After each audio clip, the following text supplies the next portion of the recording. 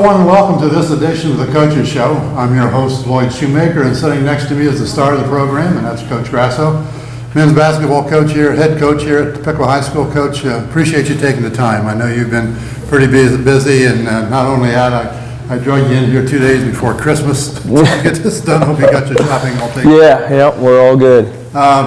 This past week, you hit a milestone for Piqua.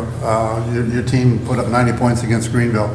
We'll come back and talk about that in more detail in a little bit, but just real quickly, overall, how do you feel about where you are being at 2-4 so far? Well, we're improving. We're improving, and at the beginning of the season, we were kind of just getting our legs and figuring out how we were going to play, and I think a couple games in now, we're kind of the players are getting used to the system, and when you'll see maybe more outputs like that offensively as the defense sets up our offense. So, yeah.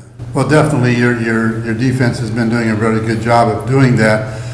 Starting back at the beginning of the year, your game against Walpock, you got yourself into a hole right off the bat in the first quarter. Your junior starter, Tucker, really looked nervous out there in that first quarter. And he's a much better basketball player than that, as he's proven. Yeah, so, I mean, he came off the bench in Greenville, 19 points off the bench. Yes, like yeah. And it didn't all come from threes, so he was getting inside a little bit, I guess. Well, yeah, we were, as mentioned, it's predicated when you see a high score like that, it's going to be us creating some turnovers and getting easy shots. And I think he was 8 for 10 from the field, and they were all layups. So, I mean, that's how you shoot a high percentage and score a lot of points, is being able to get those turnovers and turn them into easy buckets. 62-38 was the score with Walpock, and offensively, we're never really in that ball game. We were just trying not to get ourselves too bloody, I think. It was tough, yeah. We started off, and I think at one point it was 15-0. Yep. But it wasn't, it wasn't one of those where we were turning it over and they were scoring. It was kind of a slow, drawn out. We were shooting and missing, and they'd come down and score one, and then we go down and miss again, and they'd score. So finally we got on the board with about 2 minutes to go. It just took a little bit of time for people to get comfortable, and even at that point, I think at the half we were down maybe 6. And at the end of the third quarter, we were down maybe 10 or 11. So it wasn't like we were we clawed back in the game. But I think you're right. We dug ourselves a deep hole, and it's difficult to get out of that against a good team. 24-18 at halftime. You're right. You're down 6. And I was just looking at the stats here. You only had 9 offensive rebounds in that ball game, and 17 on the defensive side. Yeah. So you did a pretty good job of boxing out on the other end. Yeah. Then Butler's a pretty good ball club. I think they're still undefeated. They're undefeated, yeah. They are, and that was their home opener. And another game where we had a low offensive output, weren't able to turn them over too much. They have 3 really good guards who take care of the ball, and that's a big key in high school basketball. So if you get good guard play, you're going to have good results. And I think when we see them again here, I think we'll have an opportunity to hang with them and give them a good game. Well, you really hung with them in that first quarter. It was 19-13. The second and third quarters where you got snookered pretty good. You only scored 12 points in those 2 quarters and gave up 33, it looks like. Yeah, we've been talking about those. As the season has progressed, we've had one low scoring output quarter in every game, and then finally we were able to break out of it against Greenville. We had at least 15 in every quarter. So, but, thinking back over the last 2 or 3, 4 years, it seems like there were so many times when Piqua really could play with the other team 3 out of the 4 quarters.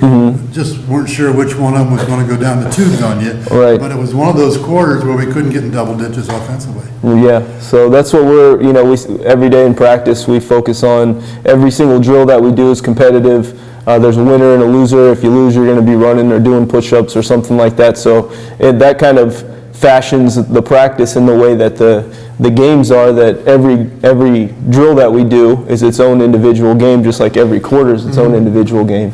And we had a great result most recently by putting out 90 total points in a game. So brings up a question. When you talk about each game is a game, each quarter is a quarter, do you break the quarter down into 2 minutes?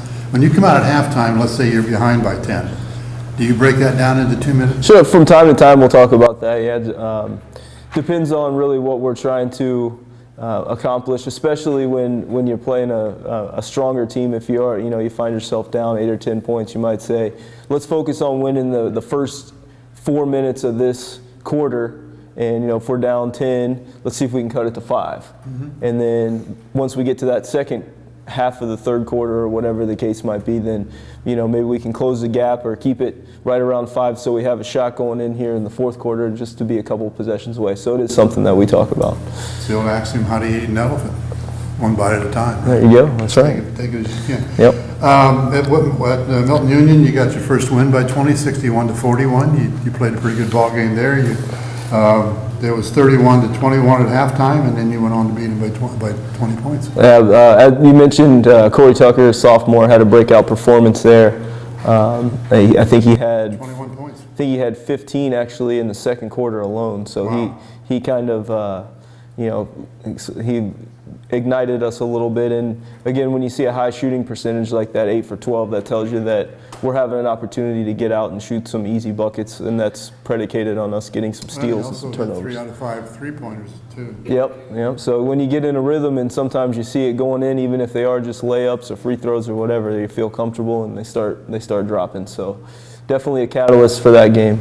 Overall, you shot 52% from the floor in that ball game. Free throws, still struggling with the free throws. Yeah, that's our Achilles heel currently. Is we're below 50% as a team, but we're working on them. We put in a lot of work and a lot of effort, and hopefully as the season goes on, it'll be hard to dig in and improve the percentage greatly at this point, but we can try to improve game by game. So yeah, your overall percentage isn't going to go up a whole lot this season, but if you can get that up to 60, 75%, that's going to make a big difference in ball games. And the ball games that the two coming up, Tip City, for one, which I thought was a pretty good ball game for you guys. You hung in there with them really well. But my goodness, there were a zillion fouls called in that ball game. They made almost as many as you shot. It was 43 attempts. It was an unusual game. It was there were. As you mentioned, I think 74 total free throws shot, the highest in any game that I've been a head coach. And also our two senior captain starters fouled out both with 4 minutes to go. So when the game was still in the balance, and that kind of swung it in their favor at the end of the game. So. Yeah, Shrub got to sit down. I think it was with 4:23 to go on the floor. I marked it down on my notes. 4:23 to go. And he was on the bench, and then Ben came out right behind him. And at that point, there was no more power. Right. Those guys, those are our two leaders. They set the tone for our team, and when we lost them in that segment of the game, we knew we were in for an uphill battle at the end. But I mentioned this to the team, and they felt, and I felt as the coach, I was really confident and pleased with the way that we played.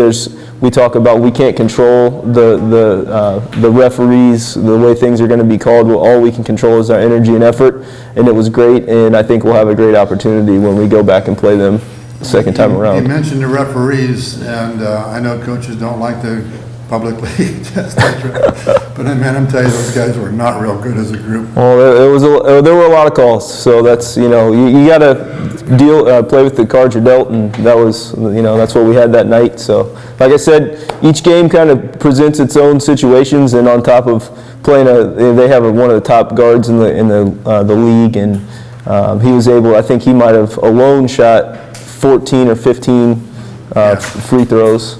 So you just gotta kind of go with what the cards you get. So. Well, I really thought there were times in that ball game when it seemed to swing in your direction against Tip City, and I thought we could win this ball game.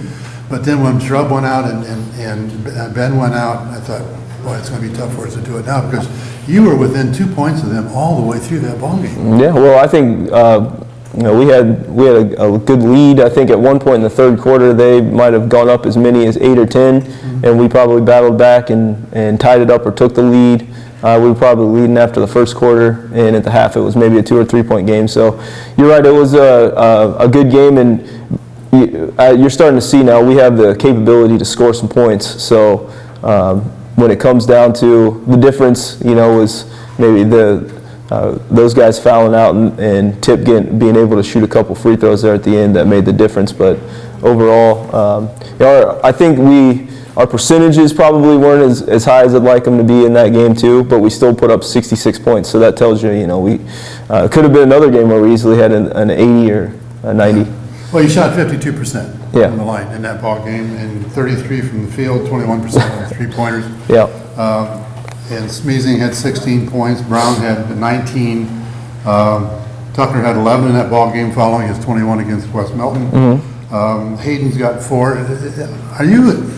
Hayden doesn't seem to be scoring points like he seems to be capable of. Is he just not? Well, the reason why he's the guy that we really trust to lead the ship as a kind of a true point guard player is he is a selfless guy, a great athlete, but he's able to break his man down, and then that sets up the other players. Yes. So he draws attention, and then he's able to make the right pass and set Corey up for an easy corner 3 or make a nice bounce pass to Ben where he's in the post. So when he has opportunities, his percentages are pretty good, and also you'll notice that he is our leading assist man, which to me that's just as or more important than scoring the points. Well, unless he's an outstanding shooting guard, that's probably what he should be. Exactly. Leading So. the assist. Yep. But you talk about breaking his man down. You watch him come down. If it's not a fast break, he's just bringing the ball down the floor. He crosses that halfway line. He's looking at the floor, and he sees the floor like he saw the football field. That kid was so comfortable on that football field. He knew where everybody was and what they were going to do. And I'm seeing the same thing in basketball. And he comes across that half-court line, and he looks out there. He sees the offense and what's the defense is set up. And when he dips that shoulder and moves his head forward, that's the gear he goes. And it's also he creates a matchup situation for the other teams that have to decide too, because he's actually our tallest player, but he's our primary ball handler. So are you going to put somebody big on him, because in that situation he's more than likely going to be more athletic and quicker? Or if you put a small on him, then now you have to consider the fact that he can get in the paint and score and offensive rebound and things like that as well. So, well, then we get into the Sydney game. That was a game. Were you surprised at that ball game at halftime that you were up that much? I told the team that we spent a lot of time preparing for that game, and we went in with a lot of confidence. We know that Gordon is one of, if not the best players in the area, and we know that that Roberts is an offensive rebounding machine, and he's an extremely athletic player. And then they brought Rogers back, who's a defensive lineman, Division I caliber, big body, and they have those 3 guys really make them go, and their supporting cast are younger players. So we thought that if we followed our game plan exceptionally in the first half, that we know it's going to be. We'll give. We respect the point guard, and he may score 20. The key is what we don't want to do is let the guys that come off the bench get 8, 10, 12, because that's when the points become insurmountable. And the first half, we were unbelievable. I think as a team they might have only had 20-some at half. So the third and fourth quarters, a couple of their guys that are their supporting cast scored some points, and I think a couple guys ended up with 12 and 14 that were, that are their supporting guys. And you have to give them credit. A couple of those guys made some tough shots and some tough points in the paint and things like that. But and I was not surprised that we were competitive. In my opinion, I think that we can compete with just about anyone on our schedule. So it comes down to making the plays in the stretch, and I think they made a few more plays than we did, but we had our heads high after that game, and I think it gave us confidence as we continue to move forward that we can play with just about anybody. Well, and going back to Tip City a second, they've got a pretty good ball club. Yeah, they have a lot of guys that can do a lot of different things, shoot and pass and dribble. With them, except for the foul situation late in the fourth quarter, and you only lost by 10. And then Sydney, you were up, I think, by 13 or 15 at halftime. And I made the comment at halftime, I can't remember seeing a Piqua basketball team with as much athleticism as there was in those first 2 quarters.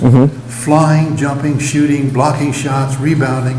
I mean, it was almost college level ability at that point, and it was just everybody. Yep. Yeah, we I'm blessed this year with a group who we have quite a few athletic players, and Ben leading the charge as a guy who will continue to play football, have an opportunity to walk on at one of the best football schools in the country.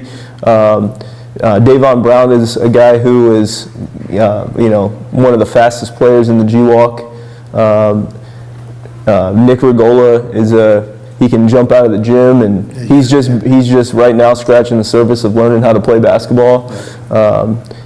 Corey's another athletic guy. Corey Cottrell comes off the bench. He's a hustler and goes really hard. And Hayden's going to go on to play football in college. So yeah, we have an athletic team, and that's why you see us, going with that tempo and that pace, because I think that's in our advantage.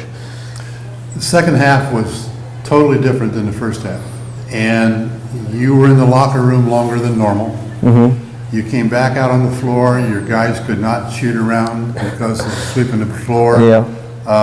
Sydney did get some shots in down to the other end, but your guys were sort of milling around under the basket trying to stay out of the way.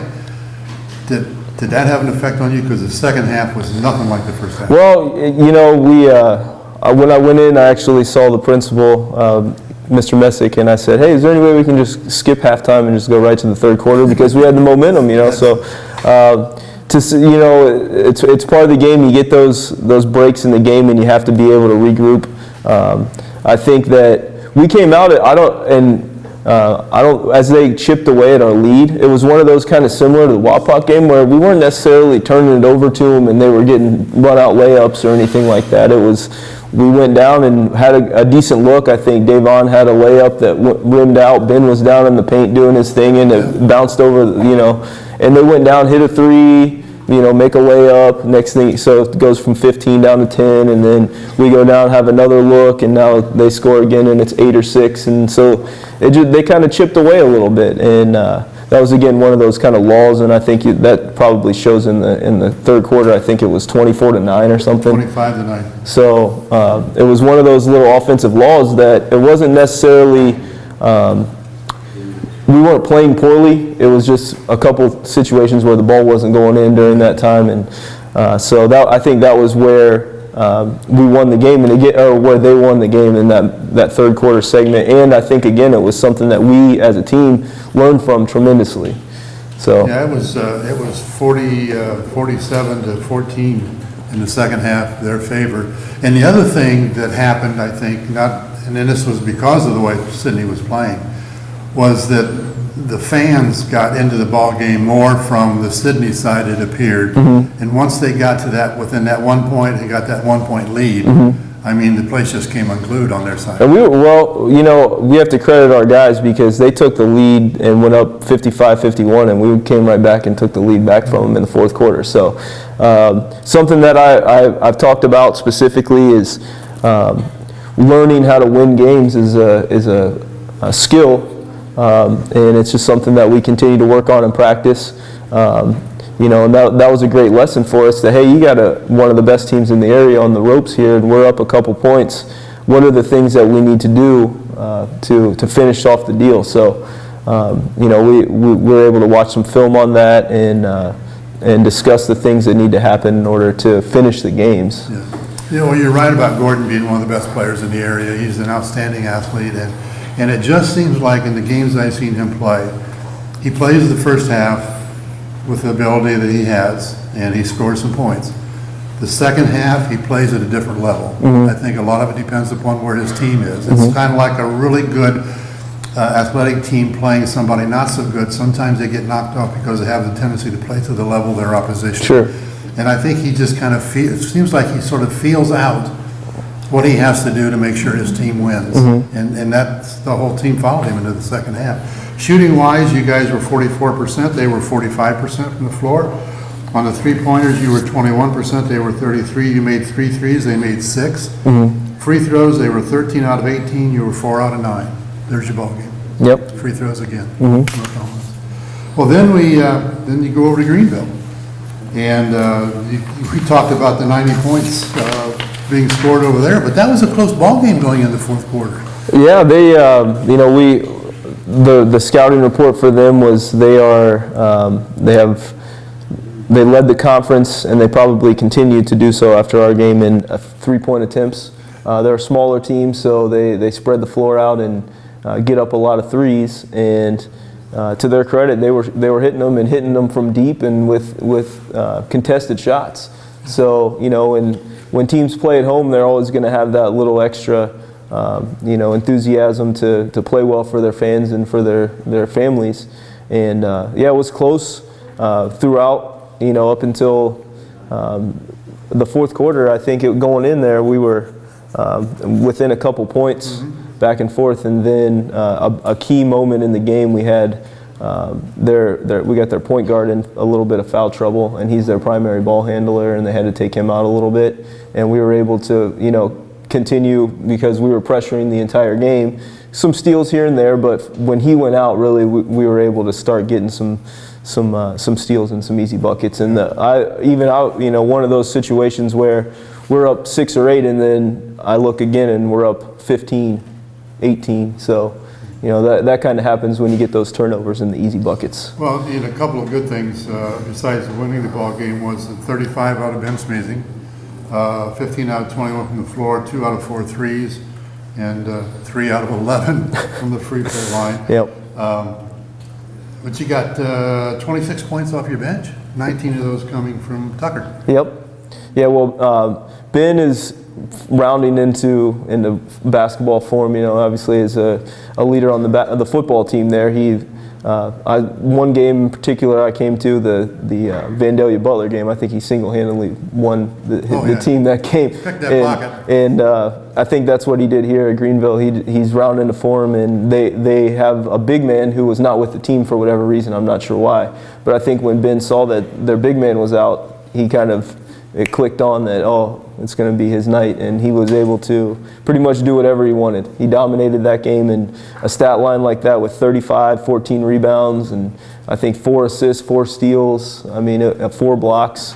It was a heck of a game from him, and Corey Tucker came off the bench, like you said, and was able to get some of those run-out layups and things like that. So the team was playing well, and we're excited to be in the go into a break with a game like that. I can relate to what it's like to know that or think that there's going to be a big man there, and there's not. My senior year in high school, I was the tallest kid on our team, and we were going up to Findlay someplace to play Tiffin Calvert or something like that. And the coach called me to the front of the bus, and there wasn't a lot of scouting done back then when it was not league. Right. And he said, we understand they've got a kid 6'8". And I said, okay. He said, he's yours. I said, thanks a lot. So we get there, and there's nobody 6'8". There was a 6'6" kid, right, which I've played against before without any difficulty. But it makes a big difference in your mind when you get there and find out that kid's not 6'8" after all. Right. But in this ball game, 65% from the floor. Yep. That's great. A lot of layups. Tells you we're shooting a lot of layups. Yep. 31% on your threes, and 12 out of 24 from the free throw line. Yep. For 50%, which is above your average. And that's doing a pretty good job. Going back to Mr. Tucker for a second, he plays some pretty good defense. He is just as fast sideways as he is forward. He is. Yep. Yeah. That's that's a big part of what we do as a team. Is we want to make sure that we give no quarter to the other teams, and especially to their guards, and make everything difficult. And it may not show in the first or second quarters, but as the primary ball handlers wear down and get tired, that's when you see something like what the fourth quarter happened there. And then Regola, Nick, you see him in the corner setting up the offense, and he gets a pass over there, and if he sees that lane and goes to that basket, I don't care how big you are, you're not going to stop that kid from getting up above the rim. It's showtime. Yeah. I tell him that too, because he has the ability to do some special things, and he's just starting to figure out he can do that in a game. It's not just in practice or just for just in open gyms or whatever. It's hey, this is your time to go shine, man. Yeah, well, it's all that confidence. That's right. If you believe you can do it, Yep. and you've done it before, you might as well do it again. Yep. And that means a lot. And he will do things for you the rest of the season, because we're only a third of the way through the season yeah, right now. We've got exactly. 6 games under our belt. Yep. But he will do things for you the rest of the season because of that confidence that he had built up in these first 6 ball games. Absolutely. Great. In that ball game at Greenville also, Brown had 10 points. Corey Cottrell had 5. He was a starter this time. And Aiden had 7. Thank Yep. you, Aiden. And Nick had 7 points. Off the bench, Mick Karn had 6, and Foster had 1. Yeah, we were excited that I gave Mick the opportunity to get some minutes in the JVs over the last couple games and really just kind of get his basketball legs back, because he was injured pretty severely in the Troy game in football. So he took that challenge very well, and I saw he had 19 points at half in the JV game there, and he was going to play 3 quarters. But I told our JV coach, Coach Green, I said he's done. I'm gonna go ahead and I think he might be ready for the varsity time, and he gave us a great energy and enthusiasm off the bench, and 6 big points. He had a steal during our run in the 4th quarter, steal and layup. So happy to have him back. He'll be a big assistant to our Mick team. has never seen a crack in the defense. He didn't try to coach here. That's good. That's important. Yeah. Coming up, we got next week. You're off now until the 28th. Yes. A week Yep. from yesterday. The 28th is Lehman Catholic's coming in for the holiday tournament, along with Troy Christian and Covington. Your game's going to be Thursday night at 7:30, and then on Friday night also at 7:30. And we want to encourage the fans to come out for the holiday tournament. If you haven't been out to watch this basketball team play so far, you need to come out and support them. The thing that always amazes me, when we have a team coming in like Sydney, or when you come in for the holiday tournament in the past, you had Rushi coming in or somebody like that coming in, the visitor stands are full. You look across the floor, and ours is only partially filled. And I don't know what they're expecting, what they're waiting on, but if they don't hurry up and get here, they're going to miss it. I hope that, hopefully our style of play, putting up some big numbers and high scores and things like that. It's an exciting style, and we hope people, and we have some great athletes, so we hope we'll have great crowds. Coach, thanks for your time. Thank you, sir. You have a Merry Christmas. You as well. Great New Year, and we'll be out and watch you here next week. All right, thanks a lot. lot. We want to thank you for watching the Coach's Show. Again, I'm Lloyd Shoemaker. This is Coach Grasso. Thanks for watching. We'll see you next time.